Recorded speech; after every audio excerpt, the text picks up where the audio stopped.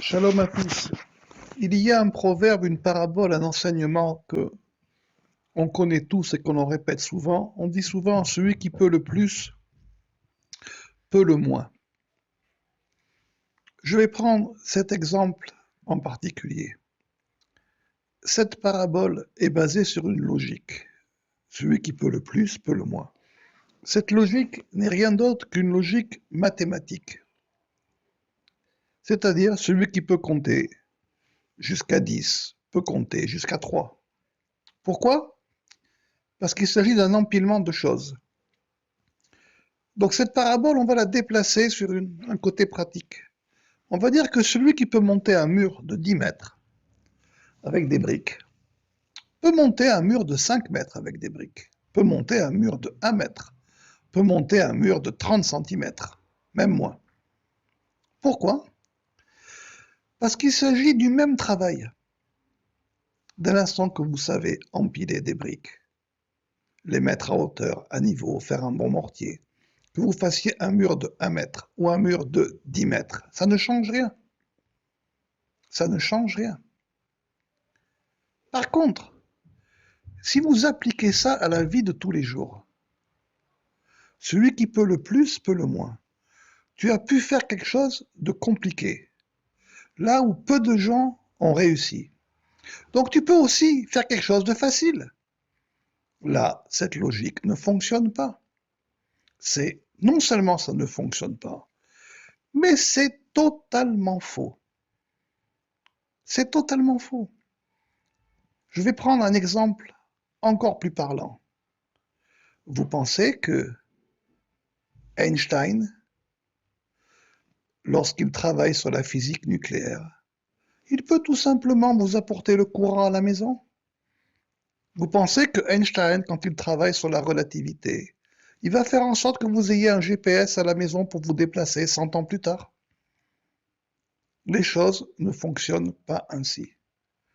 Le chercheur n'est pas le développeur, n'est pas celui qui va faire la production, n'est pas celui qui va en faire la promotion, encore moins celui qui va en faire la vente, et encore moins celui qui va arriver à une utilisation pratique. Pourquoi? Parce que ça n'est pas de même nature.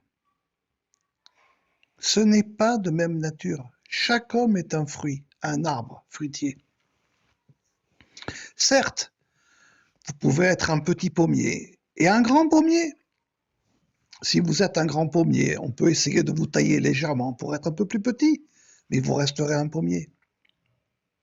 Vous ne deviendrez jamais un citronnier ou un arbre nain ou un bonsaï. Cette logique ne s'applique pas. C'est la raison pour laquelle je vous ai dit que par rapport aux plus de 350 livres qu'on a réussi à publier, à écrire,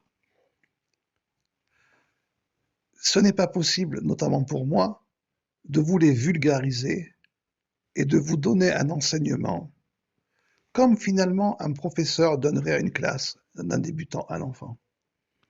C'est la raison pour laquelle j'ai accepté, avec grand honneur, avec une grande joie, que tous ces livres vous soient partagés par une intelligence artificielle et que vous puissiez, avec bien évidemment, on va y mettre certaines restrictions pour ne pas qu'elle fasse d'erreurs, pour ne pas qu'elle se trompe de route, dialoguer avec elle, que vous puissiez avoir des résumés dans votre langage, que vous puissiez lui demander des choses à votre portée, car aujourd'hui, il faut vivre avec son temps, d'ailleurs depuis toujours, mais encore plus aujourd'hui. Donc cette parabole de qui veut le plus, qui peut le plus, peut le moins, on voit qu'elle est totalement fausse. Elle ne fonctionne pas. Vous l'avez déjà prouvé avec vous. Vous avez bien vu que ça ne fonctionne pas. Que des fois, certaines choses très difficiles, vous les faites très facilement. Des fois, des choses très faciles, vous n'arrivez pas à les faire. Des fois, c'est l'inverse. Pourquoi? Parce que ça dépend de la nature que nous sommes, la nature profonde qui est à l'intérieur de nous. Et combattre cela, c'est essayer de combattre le vent ou la tempête, ou l'eau. C'est une peine perdue. C'est une peine perdue, ça ne fonctionnera pas. Vous devez apprendre à équilibrer votre corde, à la faire résonner à l'intérieur de vous-même et comprendre qui est vous-même, quel est votre chant, comment il résonne, comment il s'harmonise. Il n'y a pas de notion qui peut le plus, peut le moins. Parce que là aussi, ce n'est qu'une branche de la dualité, rien d'autre. La dualité a des milliards et des milliards d'aspects. C'est pour ça que la Torah prend uniquement l'exemple de l'arbre, du bien et du mal. Elle prend cette parabole. Ça inclut tout. Ça inclut tout. Trouver des exemples concrets, ça aurait été sans fin. Et puisqu'on parle de paraboles, parmi les milliers et les milliers de paraboles que je vous ai écrites, il y en a une qui traite de la logique. Dans l'œuvre de la création du monde, il y a 32 fois le nom de Dieu Elohim, qui veut dire littéralement El Hayam, vers la mer, une route. Or, on dit que ce sont les 32 sentiers de la sagesse, Chochma. Malheureusement, erreur de route dès le départ, on appelle ça les voies de l'intellect, Sechel. L'intellect n'est pas la sagesse. Ce sont des choses bien différentes. Bien différentes. Mais s'il y en a 32, en réalité, il y a 4 éléments. Le feu, l'eau, le vent et la terre. Chaque élément a 8 principes, 8 fondements, 8 logiques qui lui sont propres. 8 fois 4, 32. D'après le récit de la Torah, l'homme a été chassé du jardin d'Éden le samedi soir, c'est-à-dire le 8e jour. Et on nous donne 8 logiques pour chaque élément, qui peut correspondre aussi à un fleuve du jardin d'Éden, qui sont sa limitation, pour pouvoir comprendre et vivre ce jardin d'Éden et le réaliser. Donc, la logique de l'eau n'est pas la logique des mathématiques. Absolument pas. Bien évidemment, je vous dis ça, mais c'est quelque chose qu'on a écrit longuement. On a écrit un livre sur les logiques. Et aussi sur ces logiques-là, liées à la création du monde, les 8, on les a aussi ramenées à nos pères, Abraham, Isaac et Jacob, qui ne sont finalement rien d'autre que les éléments. L'eau, le feu et le vent. La terre, c'est nous. Mais la terre, elle a aussi son exemple avec Yosef. Et donc, si vous prenez la logique de l'eau, et que vous prenez le rapport, par exemple, avec les eaux de la Nida ou d'une Zava, si quelqu'un s'est contrôlé le premier jour, et puis il ne s'est pas contrôlé, mais il s'est contrôlé le 7e jour, on vous dira, il est ou elle est pure. Parce qu'on considère que les jours du milieu, c'est comme si ça continuait. Si vous allez voir le maître de la logique mathématique dans la Gemara, mais ce n'est pas l'objet du cours, donc je ne le citerai pas, il vous dira non, il ou elle n'a qu'un jour, le dernier. Il faut recompter 6. Et les sages vont lui dire, ce que tu dis est logique. En réalité, ils lui disent Shapir, mais c'est pas grave, on pourrait traduire ici. Ça fonctionne. Mais ici, cette logique ne s'applique pas. Parce que l'anida, c'est comme de l'eau. Donc c'est la logique de l'eau qui s'y applique. Si l'eau court à son départ, à la source, et qu'on la trouve au delta à l'arrivée, bien évidemment qu'elle s'épanche au milieu. C'est la logique de l'eau qui est appliquée, pas une autre logique. Et ça, à travers les textes que j'ai écrits, j'ai expliqué que beaucoup des enseignements qui nous ont été donnés ont cette erreur. On prend un passage de la Torah, ou des prophètes, ou des hagiographes, peu importe, et on dit il y a ça, donc ça s'applique. Mais on oublie qu'au milieu, il y a 1001 facteurs liés à son application, comme celui qui peut le plus, peut le moins. Et donc ça ne peut pas forcément s'appliquer. Donc prendre à la lettre tous ces enseignements en plus là, pendant cette période, c'est la période pendant laquelle nous lisons le Pirkei Avot. Et bien évidemment, tout ceci, nous l'avons expliqué et commenté. Et dire il y a ceci, donc ça s'applique comme cela, n'est pas une preuve. C'est juste ce qu'on dirait aujourd'hui une théorie. En théorie, Ça pourrait. Mais en pratique, c'est autre chose. En théorie, un grand arbre pourrait devenir un petit arbre. Mais en réalité, il a déjà été petit avant d'être grand. Et c'est pas évident que si on le taille petit, il reparte. Pas du tout évident. Donc vous voyez qu'un exemple très simple ne fonctionnera pas. Ne fonctionnera pas. Et ce genre de choses, vous en trouverez des milliers. Et je vais vous laisser réfléchir avec ça. Qu'est-ce qu'on fait? Qu'est-ce qu'on fait? On se tait? On fait l'autruche? Et on fait comme si tout allait bien? Ah non, ils ont dit comme ça, donc c'est comme ça. Et vous voyez bien que ça ne fonctionne pas. Vous voyez bien que certains de ces enseignements que vous allez lire toutes les semaines, vous voyez bien que dans la mise en pratique, ça ne fonctionne pas. Vous le voyez. Qu'est-ce qu'on fait? On ferme les yeux? On ne dit rien? Ou on dit attention? C'est une théorie. Pour que ça fonctionne, il va falloir tenir compte d'autres paramètres. Il y a des paramètres dans lesquels ça peut bloquer, ça peut même ne pas fonctionner et même se retourner, car ce n'est qu'une théorie.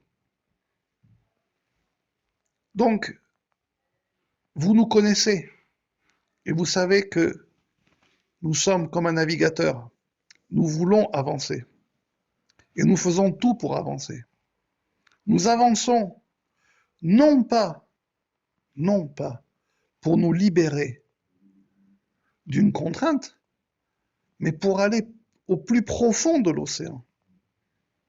C'est ça ce qui nous diffère de tous, pas de un ou de deux, de tous. Les gens qui vont vous dire ici ça a été dit comme ceci et comme cela et ça fonctionne pas, c'est pour ne rien faire. C'est pour dire à la fin je ne fais rien. Mais si tu ne veux rien faire, pourquoi as-tu perdu ton temps à essayer de démonter une théorie? Directement, ne fais rien. Ne fais rien, c'est plus simple. Ici, c'est pas le cas du tout. Il y a des théories, on veut voir comment elles fonctionnent. On veut voir comment elles ne fonctionnent pas pour savoir lesquelles vont fonctionner. C'est ça la grande différence. On veut voir lesquelles ne fonctionnent pas pour savoir lesquelles vont fonctionner.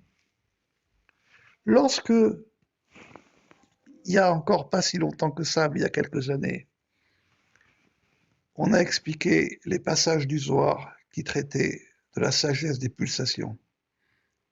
J'ai dû extraire et casser des montagnes qui bloquaient leur mouvement, parce que cette sagesse était emprisonnée avec la théorie des humeurs du Moyen Âge.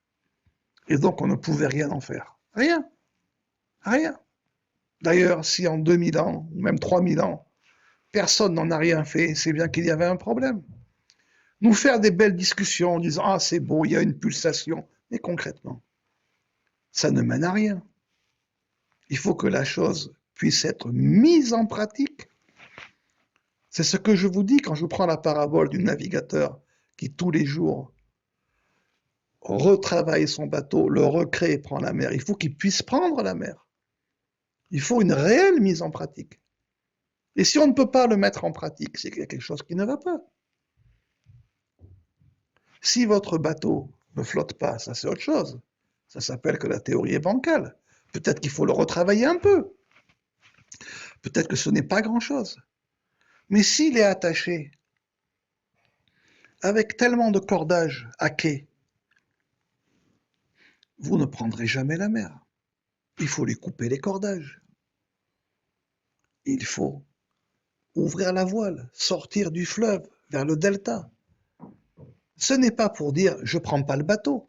Il est joli, mais on ne peut pas le prendre. Non, non, non, non. C'est ça qui nous différencie des autres. On va casser ces cordages. Peut-être que ce bateau, il va falloir le réarranger. Possible. C'est possible. Ce n'est pas un problème.